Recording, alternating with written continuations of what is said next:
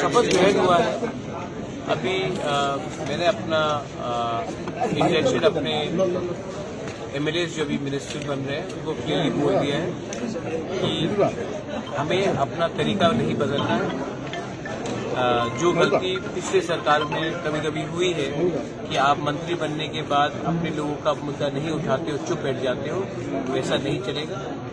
और हमें अपना मुद्दा अब कैबिनेट के अंदर भी रखना पड़ेगा। कैबिनेट के बाहर तो मैं हूँ रखने के लिए, कैबिनेट के अंदर जो हमारा अचीवमेंट, हमारा गोल, हमारा लक्ष्य है, उनको ये रखना पड़ेगा बिना हिचकिचाहट।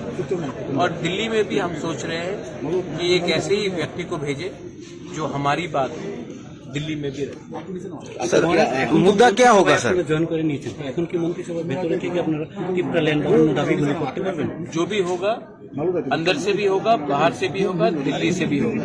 अच्छा, आइडिया है कि वी हैव टू डिलीवर और कुछ नहीं बदलता है। हम को पब्लिक ने चुना है, हमने पब्लिक को कुछ कहा है, वो बात नहीं बदलता है।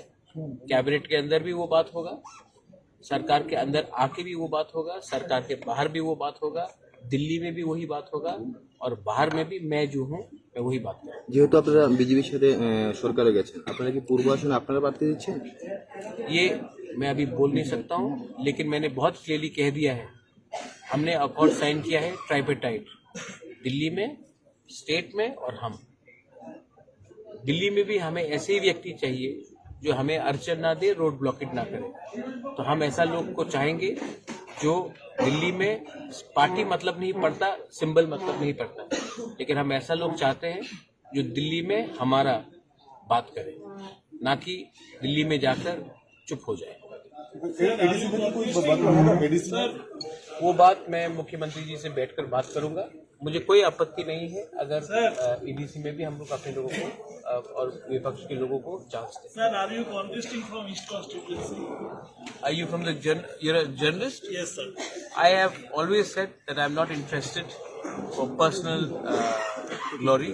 I think my job should be outside the political arena, trying to keep our community together and to keep our voice sincere and truthful. Yes, thank you so much.